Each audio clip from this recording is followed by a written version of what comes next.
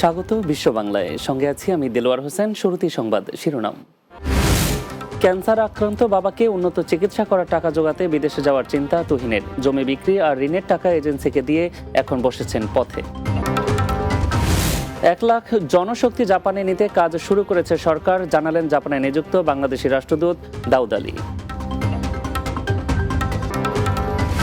এবং গ্রিসের পর্যটন কেন্দ্র ক্রিট দ্বীপে ভয়াবহ দাবানল, সরিয়ে নেওয়া হচ্ছে স্থানীয়দের, আতঙ্কে প্রবাসী ব্যবসায়ীরা।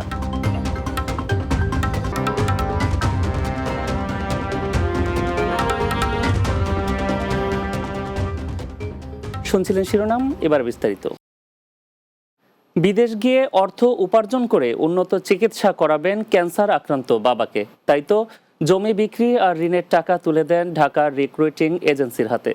কিন্তু বিমানবন্দরে গিয়ে তুহিন জানতে পারেন টিমের সকলেরই ভিসা সহ বিমান টিকিটও জাল। এরপর বছরের পর বছর ঘুরেও পাননি কোনো প্রতিকার। উল্টো চক্রটি প্রতিনিয়ত দিচ্ছে প্রাণনাশের হুমকি। সংশ্লিষ্টরা বলছেন আইনি দুর্বলতায় বাড়ছে এ ধরনের অপরাধ। প্রবাসীদের নানা ভোগান্তির চিত্র নিয়ে 3 পর্বের ধারাবাহিক প্রতিবেদন তৈরি করেছেন সহকর্মী সর্দার রাজীব। আজ প্রথম পর্ব। বললেন যে আজকে না করলে তো আমি একবারও ফোন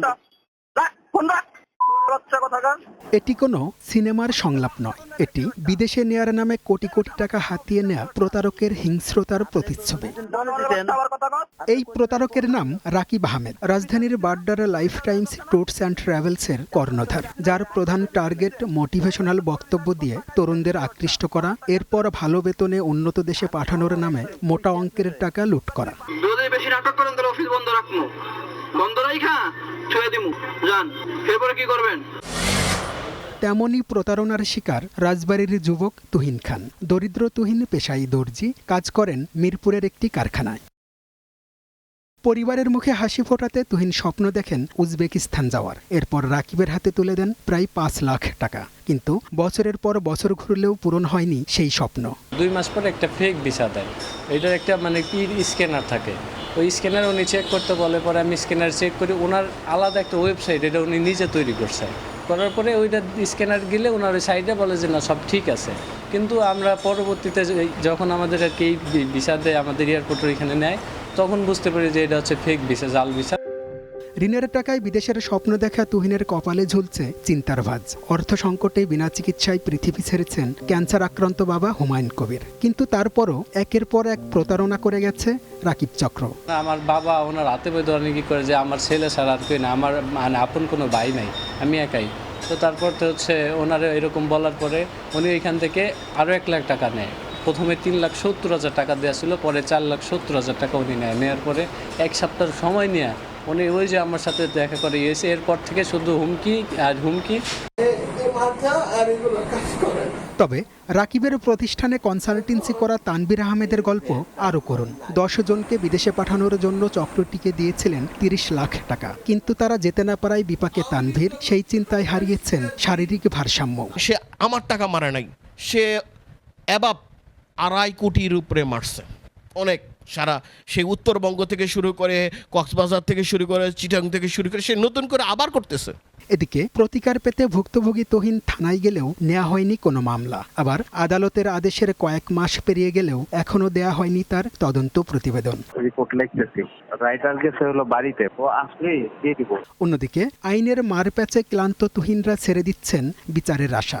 আর এর জন্য প্রশাসনের দায়িত্বহীনতাকেই দায়ী করছেন সুপ্রিম কোর্টের এই আইনজীবী। প্রতারকরা তখনই পার পেয়ে যায় যখন পুলিশ কর্মকর্তা, ইনভেস্টিগেশন অফিসার যখন প্রপারলি তদন্ত না করে। একটা রিপোর্ট হালকা করে দেওয়া যায়, একটা রিপোর্ট ইচ্ছা করলে ভারী করে দেওয়া যায়, শক্ত করে দেওয়া যায়। কারণ পুলিশের রিপোর্টের উপর বেসিস করে আমাদের জাজরা অনেক কিছু নির্ধারণ করে নেয় যে এই লোক দোষী না নির্দোষ। তবে সঠিক তদন্তের স্বার্থে বাড়তি সময় লাগার কথা জানিয়ে পুলিশের এই কর্মকর্তা বলছেন থানায় মামলা না নেয়ার কারণটিও খতিয়ে দেখা হবে। একটা মামলা তদন্তের ক্ষেত্রে অনেকগুলো বিষয় জড়িত থাকে। বিভিন্ন যে সাক্ষী রয়েছে তাদের বক্তব্যগুলো পুঙ্খানুপুঙ্খ বিশ্লেষণ করে একটার সাথে আরেকটা মিলিয়ে তারপরে পূর্ণাঙ্গ পুলিশি প্রতিবেদন বিজ্ঞ আদালতে দাখিল করে থাকেন। এক্ষেত্রে অনেক সময় কিছু কিছু মামলা একটু সময় লাগে। অভিযুক্ত রাকিব আহমেদ শরীয়তপুরের গোসাইরহাট উপজেলার উত্তর কোদালপুর গ্রামের সরোয়ার আলমের ছেলে। ঘটনার পর থেকেই পলাতক রয়েছে এই প্রতারক। সর্দার রাজীব, বাংলা টিভি, ঢাকা। প্রধান উপদেষ্টার কর্মপরিকল্পনা অনুযায়ী প্রায় 1 লাখ জনশক্তি জাপানে নিয়ে আসতে কাজ শুরু করেছেন বলে জানিয়েছেন দেশটিতে নিযুক্ত বাংলাদেশের রাষ্ট্রদূত দাউদ আলী। বাংলাদেশ দূতাবাস টোকিওর উদ্যোগে আয়োজিত বাংলাদেশের শিক্ষার্থীদের জাপানে ভর্তির সম্ভাবনা ও চ্যালেঞ্জ শীর্ষক এক সেমিনারে একথা বলেন তিনি।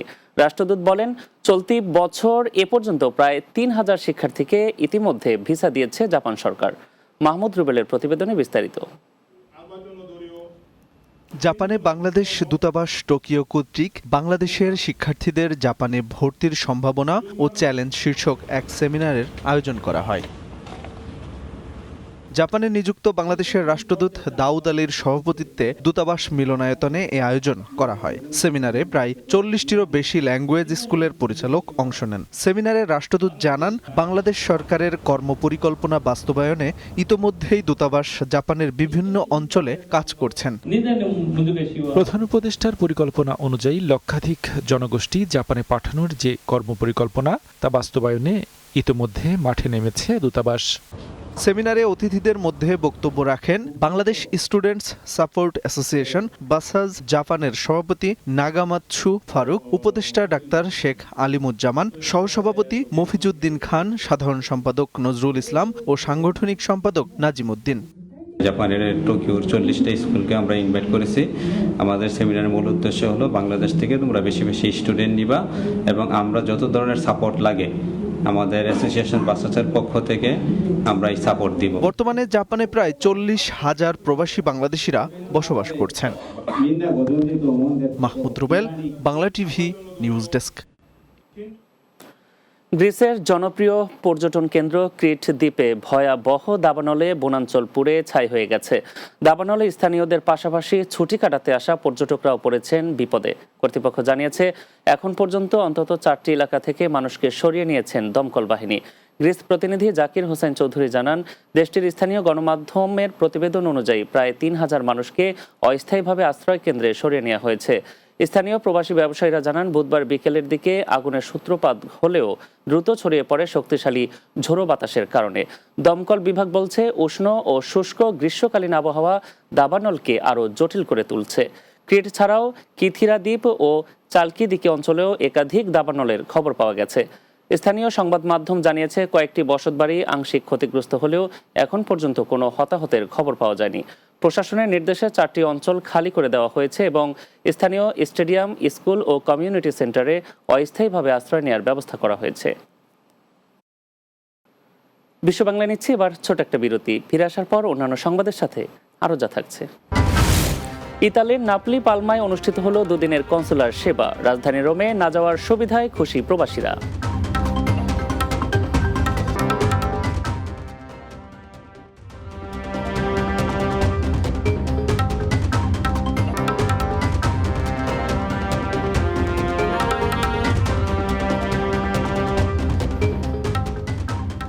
বিরতির পর আরও একবার স্বাগত বিশ্ব বাংলায়। যুক্তরাষ্ট্রের নিউ ইয়র্কের ঢাকা বিশ্ববিদ্যালয়ের 104তম প্রতিষ্ঠা বার্ষিকী উদযাপন করা হয়েছে। জ্যামাইকার ইলহাম একাডেমির কনফারেন্স কক্ষে এ আয়োজন করা হয়। ঢাকা বিশ্ববিদ্যালয় alumni association of USA Inc আয়োজিত অনুষ্ঠানে অংশ নেন যুক্তরাষ্ট্রে বসবাসরত ঢাকা বিশ্ববিদ্যালয়ের সাবেক শিক্ষার্থীরা। তাদের মধ্যে ছিলেন মাওলানা মোহাম্মদ শহীদুল্লাহ, আয়েশা আক্তার, সজল রোশন, বিলকিস বেগম, জাসির কবির, টুটুল, মোহাম্মদ ইশতিয়াক উদ্দিন, মোহাম্মদ শিকদার, নাসির খান ও আক্তারুজ্জামান খান। এছাড়াও উপস্থিত ছিলেন জাকির পাটোয়ারি, শামীম আল আমিন, দিলরুবা, আয়েশা, মোহাম্মদ বদিউজ্জামান, ইমাম চৌধুরী, ফাইজা করিম, হাবিব খান, শান্ত বিশ্বাস, Saeed Tarique, Habibur Rahman, AB Mirza Islam, M A Haque, M R Chowdhury O M Amir Hossain সহ আরও অনেকে। ইতালির অন্যতম প্রধান বন্দর নগরী নাপোলির পালমা কাম্পানিয়া শহরে 28 ও 29 জুন 2 দিনব্যাপী কনসুলার সেবা দিয়েছে ইতালিস্থ বাংলাদেশ দূতাবাস। Italy bureau chief Shaon Ahmed জানান, আল মক্কা ইসলামিক কালচারাল অ্যাসোসিয়েশনের সহযোগিতায় আয়োজিত এ কার্যক্রমে সেবা নেন প্রায় 1,500 প্রবাসী বাংলাদেশি। প্রবাসীদের সুবিধার্থে আয়োজিত এই কনসুলার সেবায় জাতীয় পরিচয়পত্র, পাসপোর্ট নবায়ন, পাওয়ার অফ অ্যাটর্নি এবং বিভিন্ন নথিপত্র যাচাই সহ দূতাবাসের নানা সেবা দেওয়া হয়। রাজধানী রোমে না গিয়ে নিজ শহরেই এসব সেবা গ্রহণ করতে পেরে সন্তুষ্ট প্রবাসী বাংলাদেশিরা। কনসুলার কার্যক্রম সরেজমিনে পর্যবেক্ষণ করেন ইতালিতে নিযুক্ত বাংলাদেশের রাষ্ট্রদূত এটিএম রকিবুল হক। এ সময় রাষ্ট্রদূত জানান, প্রবাসীরা যেন আরও সহজ ও নিয়মিতভাবে কনসুলার সেবা পেতে পারেন সেজন্য দূতাবাস বিভিন্ন উদ্যোগ গ্রহণ করেছে। সংযুক্ত আরব আমিরাতে বাংলাদেশিদের জন্য সব ধরনের ভিসা বন্ধ থাকায় বিপাকে রয়েছেন বাংলাদেশি ব্যবসায়ীরা। তবে এত প্রতিবন্ধকতার পরও নতুন নতুন ব্যবসা প্রতিষ্ঠান তৈরিতে সেখানে পিছিয়ে নেই বাংলাদেশিরা। এরই ধারাবাহিকতায় দুবাইতে উদ্বোধন করা হলো হ্যাপি ওয়ার্ল্ড জুয়েলারির 7ম শাখা। দুবাই প্রতিনিধি শেখ ফয়সাল সিদ্দিকী ববি জানান, শুক্রবার দেরা দুবাই সালাউদ্দিন মেট্রো স্টেশনের পাশে প্রতিষ্ঠানটির আনুষ্ঠানিক উদ্বোধন করা হয়। হ্যাপি ওয়ার্ল্ড জুয়েলারির আমিরাতি স্বত্বাধিকারী সায়া হামাদ আল মনসুরি ও সায়েফ হামাদ আল মনসুরির উপস্থিতিতে এর উদ্বোধন করেন বাংলাদেশের স্বত্বাধিকারী মোহাম্মদ মামুন, মোহাম্মদ এরশাদ ও মোহাম্মদ লোকমান। এ সময় উদ্যোক্তারা জানান, উদ্বোধন উপলক্ষে 3 দিনের জন্য স্বর্ণালঙ্কারে জিরো মেকিং চার্জ এবং আকর্ষণীয় উপহারের ব্যবস্থা রয়েছে হ্যাপি ওয়ার্ল্ড জুয়েলারিতে। তবে বাংলাদেশিদের ট্রান্সফার সহ সব ধরনের ভিসা বন্ধ থাকায় কর্মী সংকটে বিপাকে রয়েছেন তারা।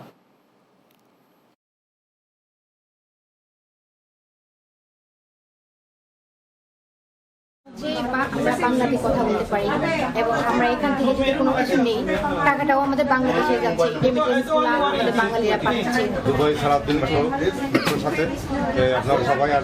এখানে আমাদের একটা সমস্যা হচ্ছে, আমি সরকার এবং এই দেশের সরকারের কাছে আবেদন জানাচ্ছি এবং এখানে যেন বিষয়টা যেন ট্রান্সফারটা করে দেয়। অন্তত আমরা এখন অনেক লোকের প্রয়োজন, কারণ আমরা অন্য স্টপ দিয়ে এখানে কাজ করাতে পারি না। আমাদের সব সময় বাংলাদেশে স্টপ লাগে, বাংলাদেশি হলে আমাদের সাথে মিলে যায় কাজকর্মে, কথাবার্তায়।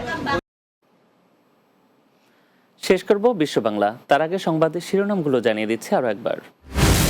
ক্যান্সার আক্রান্ত বাবাকে উন্নত চিকিৎসা করার টাকা জোগাতে বিদেশে যাওয়ার চিন্তা তুহিনের। জমি বিক্রি আর ঋণের টাকা এজেন্সিকে দিয়ে এখন বসেছেন পথে। 1 লাখ জনশক্তি জাপানে নিতে কাজ শুরু করেছে সরকার, জানালেন জাপানে নিযুক্ত বাংলাদেশি রাষ্ট্রদূত দাউদ আলী। গ্রিসের পর্যটন কেন্দ্র ক্রিট দ্বীপে ভয়াবহ দাবানল, সরিয়ে নেওয়া হচ্ছে স্থানীয়দের, আতঙ্কে প্রবাসী ব্যবসায়ীরা। এবং ইতালির নাপোলি পালমায় অনুষ্ঠিত হলো 2 দিনের কনসুলার সেবা। রাজধানী রোমে না যাওয়ার সুবিধায় খুশি প্রবাসীরা।